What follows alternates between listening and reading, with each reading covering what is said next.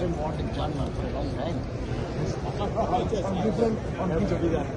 আজকে সৌদি হজ ও উমরা মন্ত্রণালয়ের উদ্যোগে হজ সম্মেলন এবং প্রদর্শনী উদ্বোধনী অনুষ্ঠানে আমরা অংশগ্রহণ করতে পারলাম।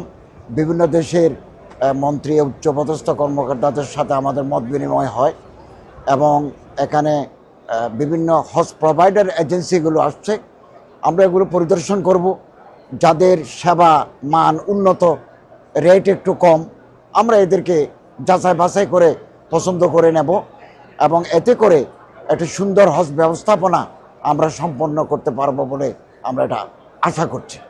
এবং এই সম্মেলন অত্যন্ত উপকারী এবং পারস্পরিক সম্পর্ক তৈরিতে গুরুত্বপূর্ণ ভূমিকা পালন করবে এবং আমরা অত্যন্ত খুশি। বিভিন্ন উচ্চপদস্থ কর্মকর্তা রাবেতা আলেমে ইসলামের সেক্রেটারি জেনারেল ডক্টর ইসার সাথে আমাদের সাক্ষাৎ হয়েছে। সৌদি হজ মন্ত্রী ডক্টর তৌফিক ইবনে ফৌজান আর রবিয়াও এখানে অনুষ্ঠানে ছিলেন এবং সরকারের কিংডম অফ সৌদি আরবিয়ার সরকারের উচ্চপদস্থ কর্মকর্তারাও ছিলেন।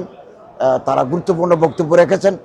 এগুলো আমাদের হজ ব্যবস্থাপনায় আমাদের অনেক উপকার দেবে আমরা মনে করি এটা। এবং সৌদি আরবের দুইটা কোম্পানি বাংলাদেশের হাজিদের জন্য যে তারা কাজ করবে এবং তারা এগ্রিমেন্ট করছে সেটা অফিসিয়াল। বিগত দিন আমরা দেখে আসছি মৌখিকভাবে বিভিন্ন কন্ট্রাক্ট হয়তো অনেক সময় হাজিরা ভালো সার্ভিস পাইতো না, অনেক সময় পাইতো বা অনেকগুলি কোম্পানি তাদের প্রমিস রাখে নাই।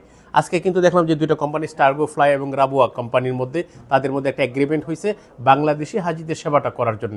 এতে করে আমি মনে করি যে বাংলাদেশের মানুষ বা বাংলাদেশের যে কোম্পানিগুলি যে প্রত্যাশা নিয়ে সৌদি আরবে আসে এবং তারা একটা বেস্ট সার্ভিস পাবে এবং তারা যে সুন্দর মতো হজ এবং উমরার কাজগুলি তারা সম্পন্ন করতে পারবে। বিশেষ করে যে এই বছর হজ ব্যবস্থাপনায় বাংলাদেশ সরকার যে উদ্যোগ নিয়েছে এবং তাদের এই ব্যবস্থাপনাকে এবং সৌদি সরকারের ব্যবস্থাপনাকে সফল বা সাফল্যের দিকে নিয়ে যাওয়ার জন্য এই কোম্পানিগুলি ভালো কাজ করবে এবং আগামীতেও তারা এই ব্যাপারে কাজ করবে এবং এই ধারা অব্যাহত রাখবে এবং হাজিরা একটা বেস্ট সার্ভিস পাবে। বিশেষ করে মিনা, মুজদালিফা, আরাফা ময়দানে এই সার্ভিসটা তারা পাবে।